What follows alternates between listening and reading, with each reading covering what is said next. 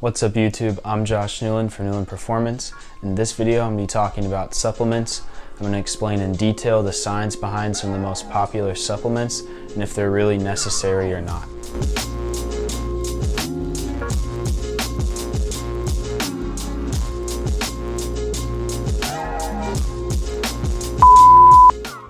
Alright guys, so really quick before I get started, thank you all for 500 subscribers. We just hit that number yesterday. Really appreciate the support, and to celebrate this, next Wednesday I'm going to do a Q&A video. So if you have any questions, you can comment down in the comment section below. Obviously if your question seems to be relevant to the topic of this video, I'll answer it down there. But if it's a question about something else, I will try and answer it next Wednesday in that video. And if you already follow me on social media, feel free to DM me or comment on any of those posts, any questions you'd want me to answer. So thank you for doing that, and let's jump into it. Alright, so first of all, what are supplements? The definition of supplement is something that completes or enhances something else when added to it. So right off the bat, this should give you the right idea of supplements. They're something that are added to your diet if it's necessary. It is not what you should base your whole diet around. It should be something that's added if it's needed and could potentially enhance, improve, complete your performance or your dietary needs. You have to first and foremost be getting enough sleep, because in one of my previous videos I talked about how important sleep is, especially to building muscle. So forget about taking all these supplements if you're not sleeping 8+ hours a night. You can just throw all that money away on supplements and think it'll fix that, but it won't. Supplements won't fix your bad habits. Again, if you're eating really bad, you're eating French fries and burgers every day, you're not having enough veggies, you're not already eating enough protein, none of these supplements will fix those issues. And if you're not training, and you're not training hard, you're just wasting money again. Supplements should really be the last step in the process of thinking about how to be the best athlete. The basics should come first. Getting your proper sleep, eating a proper diet, and getting the most out of your training, having the right training and weightlifting and running, conditioning, all of that. Then you can consider what supplements you might want to take or need to take, how much of them, and if really contemplate if they're necessary and if the improvements that they're offering are really going to help you. So with that said, let's get started on the different supplements. First of all, creatine. Creatine is an amino acid, which I'm sure if you've taken anatomy or chemistry, you know that amino acids are part of what make up protein. Creatine is also naturally produced by the kidneys, liver, and the pancreas. And it is also found in certain foods like seafood and red meat. So what are the benefits? Why would someone use creatine? Well, when creatine is absorbed into the body, it makes creatine phosphate. Creatine phosphate then helps create more ATP. And again, if you've taken anatomy or chemistry, you know that ATP is the biggest source of energy in your body. And you're using ATP in working out and exercising, especially if it's really intense and you don't have unlimited stores of ATP in your body. That's why you can't just sprint for 20 minutes on end. So that is one of the most enticing reasons to take creatine, because it can boost your ATP levels, meaning that you can sustain a sprint theoretically for a few extra seconds. You'll have that extra energy, whether you're lifting, running, whatever it may be that's requiring intense physical effort. That little boost of ATP can be beneficial. In addition, creatine can build strength, endurance, increase your athletic performance. It can help build more lean muscle and also with that prevent muscle loss. And some studies have shown that athletes on average seem to improve between 5% to even 20% in certain aspects of their performance, whether that has to do with weightlifting and those strength and power movements, or an endurance that can also be improved when regular doses of creatine are taken. But something important to note is that everyone's natural stores of creatine are different, so your results will vary. Some people might experience massive improvements in their strength, power, muscle mass, just overall athletic performance, while others might just notice very slight improvements. And with that said, like I mentioned before, you can get it from foods, and I've also provided a link down in the description of an article that describes 30 different foods and how much creatine those specific foods contain per 100 grams. Another thing a lot of people know about creatine is that it draws water to muscle cells, which that contributes to one of the reasons why you can gain lean muscle mass. But some people also notice that they might gain weight, and this is the water weight, because more water is being drawn to your cells. It's very important to drink a lot of water when you're taking creatine. You should be drinking a gallon plus a day anyways, but especially if you're taking creatine or really any kind of supplement, you should be drinking a lot of water. Creatine can cause dehydration because it is causing water retention. So how much creatine do you need? This depends on your muscle mass. It's recommended to get 1 to 3 grams a day. And I said you can get it from foods, but a lot of these foods only contain a very small amount. And if you're vegan, it's actually very hard to get creatine through your diet because it is most commonly found in red meat and seafood. And personally, this is another reason I don't think being vegan is the healthiest, because you're missing out on some of those amino acids and protein, whereas animal protein normally contains all of those amino acids. Vegan protein often does not. And if you are taking too much creatine, it can also cause damage to the liver, heart, and kidneys. So be aware of how much you're getting through your diet, and if you are supplementing on top of that, then also be sure to track how many grams per day you're getting. It's recommended that for your first 5 to 7 days, if you are supplementing creatine, to take 4 or 5 grams a day, and then take 3 to 5 grams a day after that. But again, if you are eating quite a bit of red meat or seafood, you might want to tone the supplement of creatine down a little bit to factor in that. And for the type of creatine, I recommend creatine monohydrate. It is the most studied. There are new types that have came out and keep coming out, but this one seems to be the most studied, the most researched, and most easily available. So if you are buying creatine, try to buy creatine monohydrate just to be the safest. So overall, what you should learn about creatine: it can definitely seriously improve your athletic performance, your muscle mass, strength, power, endurance, but be aware of how much you're taking.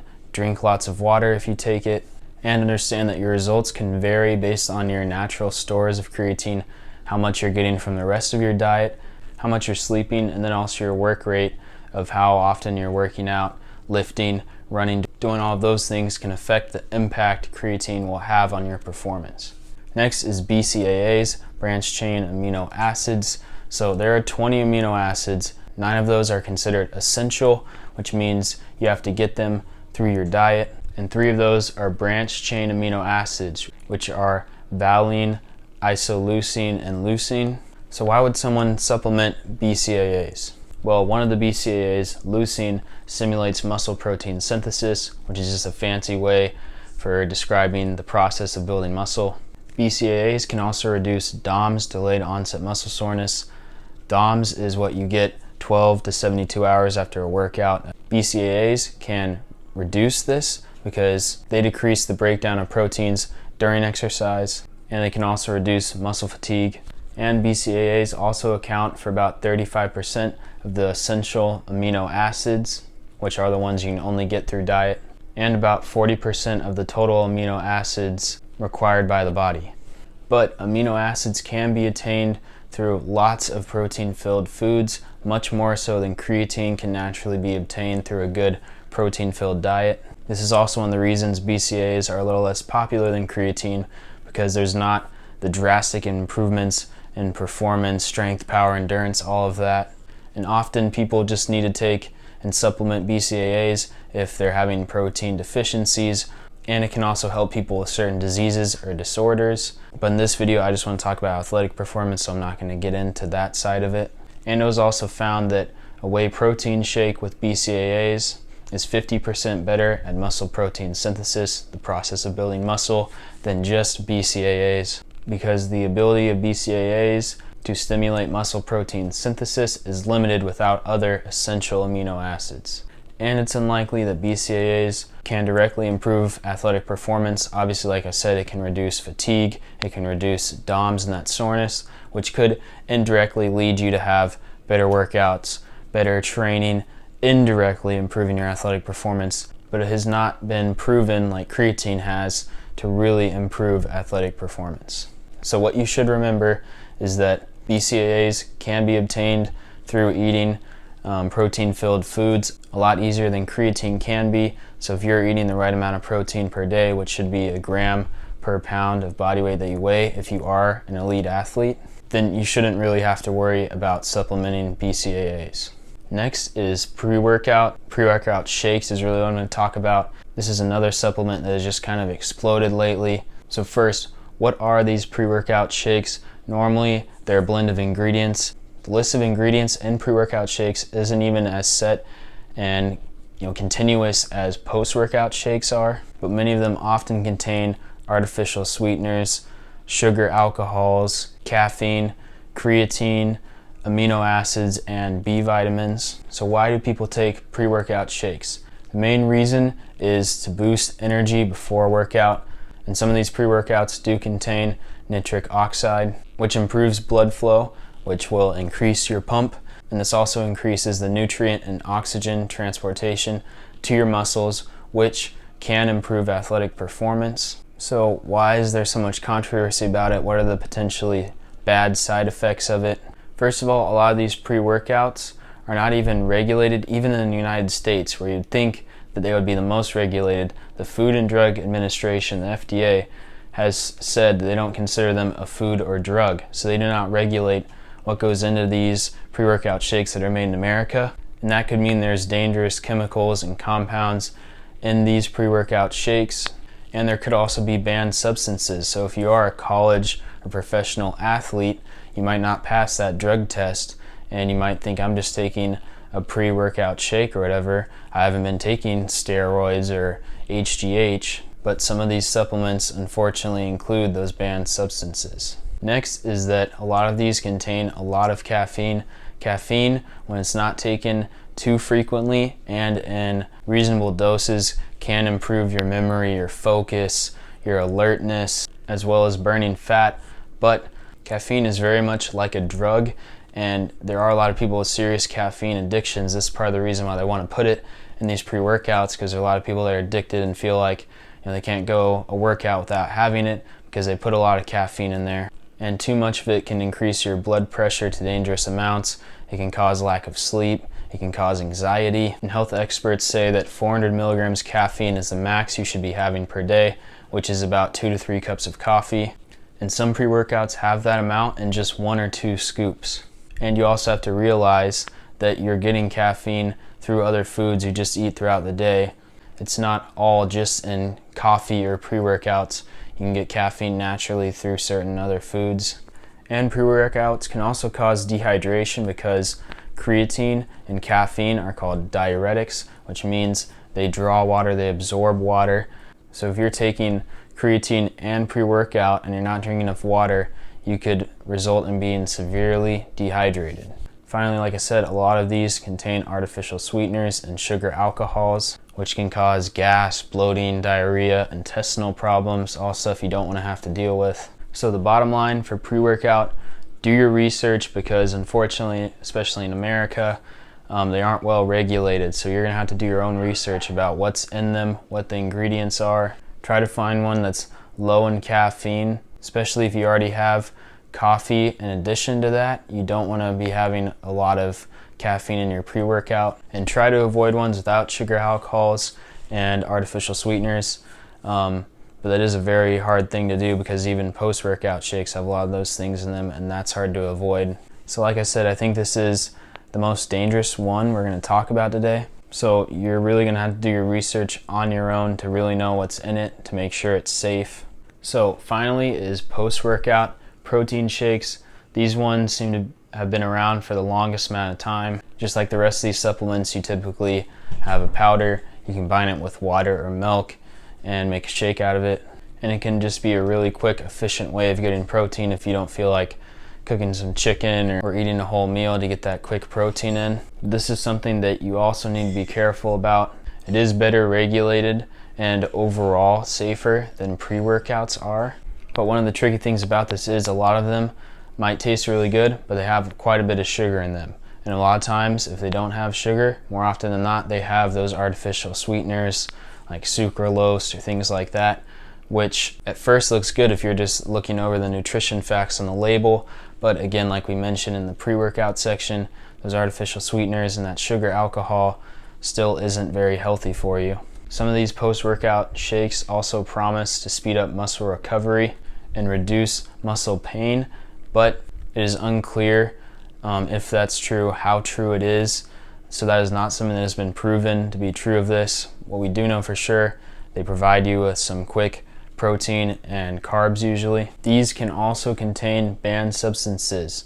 If you're a college or professional athlete, this is important. And before every season, we're supposed to clear, if we're taking any supplements with our athletic trainer, so we can make sure it doesn't contain any banned substances so that we don't test positive on the drug test for anything. So again, it's kind of frustrating that it's on us to do a lot of the research to see what's actually in these supplements, especially these pre and post workout shakes, but you should take that on yourself. And a lot of these companies try to market to you as you can just take it right after a workout, but new studies in science is actually showing that your overall daily protein intake might be more important for building muscle than the timing of it and how soon you have it before or after a workout. So what should you remember about post-workout shakes? Again, do your own research to be safe, especially if you're an athlete. And the most proven effect of this is that it can be a quick and efficient way to get protein and carbs, which getting those protein and carbs will help you build muscle. But overall, it is safer to eat your protein. Again, if you don't have a whole lot of time to cook and do things like that, you just want some protein quick, this can be a good way as long as you know what's in it and what's in it is safe. And so far, it is definitely overall safer than pre-workout shakes and more studied than they are. So the big question, are supplements really necessary and which ones are? The best one out of these to me is creatine, because like we mentioned, BCAAs, branched chain amino acids, if you're eating a protein rich diet and especially animal protein, you're not vegan, you should be getting enough of those. Pre-workout shake can just be replaced with a good light meal before, and I've actually made a video about my favorite pre-training or pre-workout, pre-game meal. And those can be very dangerous. And post-workout shakes, if you just replace that shake, you can have a much safer meal and just have some chicken, Greek yogurt, whatever your favorite source of protein is. And those are basically just a quicker way to get your protein. But creatine is pretty tricky to get the right amount or get a lot of it from just your diet. So it can be beneficial to supplement, but again, also make sure you're hydrated, you've researched it, and you are not overdosing, because that can be dangerous as well. And like I said at the very beginning, treat supplements like their definition.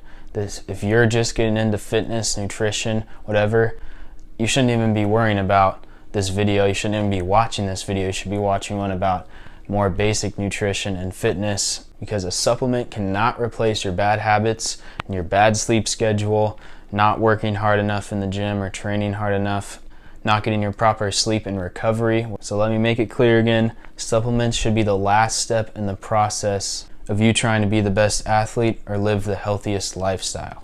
So if you guys enjoyed this, learned something from this, I tried to put quite a bit of science in here, and I've provided links to all the studies and articles I've used in the description below. So if you want to read that for yourself, go ahead.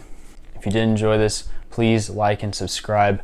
I make lots of videos about soccer, fitness, nutrition, and I also play college soccer, so about the lifestyle being a student athlete. And I also have a playlist with other nutrition videos that I'll link here.